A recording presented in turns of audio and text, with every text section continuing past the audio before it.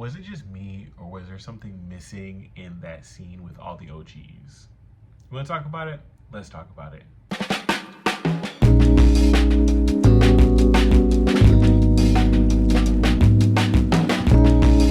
What is up, you guys? Welcome back to Leo Reviews. I'm your boy Leo, and today we are here to review the Real Housewives of Atlanta season 15. I want to say this is episode 9. Yeah, episode 9. And y'all, we are halfway through. We are halfway through, and it feels like it. It feels like we are moving so slowly through the season. I'm hoping the next half is better. So, I'm ready to get into it because I have some thoughts. Before we get started, please do all the YouTubey things, like, comment, subscribe, and hey, if you want to see more of this face, we can get into it. So the first couple of scenes, we're gonna breeze through like so quickly. So we start off with Sheree. She's with her sister, which looked nothing like her, by the way, and her daughter, and they're at the doctor, and Sheree is getting acupuncture to help with her fibroids. I guess she's going the holistic route because she's wanting to get surgery, because I guess the surgery always comes, I guess the fibroids, I'm not sure how fibroids work, but I guess they come back and she doesn't want that, so she's just wanting to just go the holistic route. But this whole scene is just a setup for the fact that we're going on a cash trip. This whole scene was just to say that Sheree is hosting the cash trip this year. I guess they're doing some sort of Zen retreat. They're going to Portugal.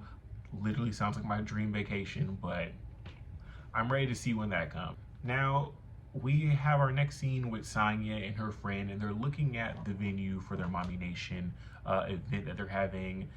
So there's this foundation that they work with that helps homeless children get private school education, and I guess Mommy Nation is going to partner with them so it can help not only the kids but the mothers. I think that's great, something great for the community. Sanya says that their auctioneer got COVID, and Sanya's friend suggests that they ask Kenya to do it, which I think that is a great idea, because who's going to get the crowd going? Miss Moore is. Now, we have a dual scene with Kenya, and she is shooting a Kenya Moore hair care commercial since they didn't get a chance to perform in Alabama. And I'm just going to say this. Kenya, after this season, the two-piece drum set, it has to go. It was great the first time you did it. It was hilarious. It would have been cool if you did it again for the thing. And now we're doing a commercial. We're gonna let it die. We're gonna let that two-piece band die. It was great the first time, but yeah. So Sanya calls Kenya, and they have a conversation about the event, and Sanya asks Kenya to do her to be her auctioneer. Kenya agrees, so hey, we'll see where it goes. Next, we had a sad scene. We had like a sit down with Drew, her mom, and her sister, and they're just talking about their relationship. And we find out that Drew's sister was institutionalized twice due to just untreated, I should say, PTSD from a bad past relationship that dealt with DV and whatnot, which is actually really sad. I really hope that Drew's sister is like doing better from all that. We also find out that Drew and her sister never really had that sisterly relationship, because Drew's sister Allison is 20 some odd years older than her, and then on top of that, the relationship was only a working relationship, with Allison being her manager. And I hope that going forward they're able to build that sisterly bond that has nothing to do with work, you know, because there's nothing better than having good siblings. So I hope they're able to build that. All right, so now we have this. Was this supposed to be the scene of the night? I was low-key excited when I saw this mashup in like the trailer, but I'll say this: for this scene, we have Sheree, Kim Zolciak, Lisa Wu, and I want to say her name is Bershawn Snow. Is it? Wait, no, wait, was Bershawn? Bershawn was from Roni, right? No, Bershawn. Y'all know who that lady is. So the girls are on Meetup, and I guess they're having this OG dinner, and it I guess was kind of nice to see, but there is a huge gaping hole in that group without Nene. Like, Nene was literally the glue for her wig and that group. Like, it just doesn't feel complete without her.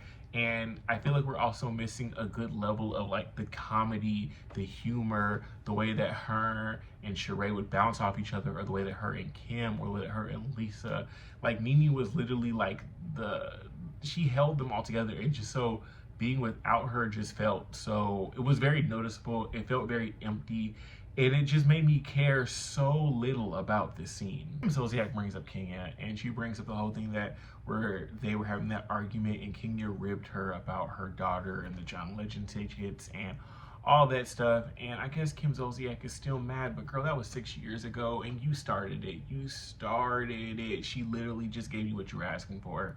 Just take it on the chin and move on. You got bested that day. Don't hold it. You just lost the battle. The conversation goes to, like, you know, marriages, relationships. The girls talk about how right after the show ended, Rashawn and Lisa, they both went through divorces, and they talk about Sheree's divorce. And Sheree says that she'd be willing to get married again. I hope it's not with Martell, but she says she wants to get married again. So I guess we'll see who it's going to be. For some reason, I don't know why, Kim decides that she's going to talk about Candy and talk about her beef with Candy. I guess she ran into Candy at Portia's wedding, and they just said hello, and they hugged, and they kept it moving. And they ask her, like, where this beef stems from, and she brings up Tardy for the Party, and I could not care. That Tardy for the Party was 13 years ago. That was so long. We don't care. Kim, we don't, no, ma'am. No. Someone get her off my screen. Overall, I see what they were trying to do by getting the OGs back, but it didn't deliver. So we're at Sonya's event, and we're at the setup portion of it, you know, getting everything together, and we can already see how unorganized everything is. Sonya's getting her hair done, and her sister clearly has an attitude. We find out that the reason why is because her sister, because Sonya never told her sister when and where to be. And if you're supposed to be doing somebody's hair, if you're providing a service for somebody, you're supposed to meet them at a certain time, place, or location, and you don't tell me, and then you expect me to, like, what the communication is not there. I feel like at this point, I feel like Sonya needs to get a real assistant. I feel like Sonya needs to get a real hairstylist. I feel like her sister needs to be a hairstylist to maybe another celebrity. And I feel like her brother-in-law needs to get into another career. Because I just feel like this whole family thing is not working. Also, her sister said something to me that was very interesting to me, right? She said that, you know, Sonya doesn't realize how much she has on her plate. Not only does she do her hair, but she had to come help out with the event. She has not only take care of her two sons, but Sonya's son. She's also a wife, and she has so much things going on. And honestly, Sonya, I'll be honest with you, it feels like you're taking advantage because it's your sister. Because if this was a regular assistant or a regular hairstylist, they wouldn't have all those responsibilities. And it feels like because it's your sister, and because, you know, essentially your career is the more moving one, you're the one on TV and she's not, you essentially feel like you can just do whatever you want, and because she's your sister, she has to follow suit. And that's just not how this works. I feel like it's time for y'all to move out of the house, and for y'all to separate business-wise, because it's not working, and we're over it. So the girls arrive, and the event is about to start, but Kenya is not there. So they call Kenya, and Kenya is still in the midst of getting her hair done. She says there was some sort of mix-up and confusion with the whole +1, and she was not that happy with it. Kenya just don't like that girl. Kenya just be ribbing her just to rib her. She just makes issues with Sonya just because she don't like her. But Sonya took it in stride, and she said, I'm not going to deal with it. We fixed the issue. There's no drama. Thank you, because that would be stupid. We do not need to argue about that the entire season. I'm happy we're not talking about it again. Eventually, it's now time for the program to start, and Kenya is still not there because I guess she's trying to have a diva moment and be very fashionably late. So they decided just to start the program, and they're out giving awards for various different mommy things. She surprises Sheree with an award. Her son Cairo presents it to her. Sheree gets emotional because Cairo seems to be like the shy type. He doesn't really do a lot of public speaking, and the fact that he did the public speaking to present her with that award made her feel really good. It was a very sweet moment. So finally now, the auction's about to start, and Kenya finally arrives. And I'm looking at Kenya, and I'm like, girl, what are we wearing? Like, what was the dress? Like, what was the? It was a lot happening. She looked like she like skinned a Muppet. But you know what? She was gonna go up on that stage and rock it, and she went up on that stage and she did her damn thing. She definitely had all the energy, all the presence, all the fun. It was actually really fun to watch her on the stage.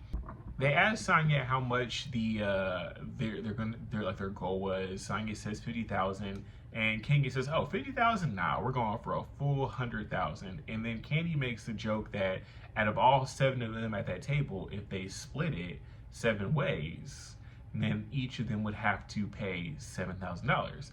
And so then she looks back at Drew and she says, "Oh, you got your 7?" And Drew was like, "Oh, you got your 7?" And it was very funny because Drew did not have that 7. Drew Candy had that 7 on deck. Drew did not have that 7 at all.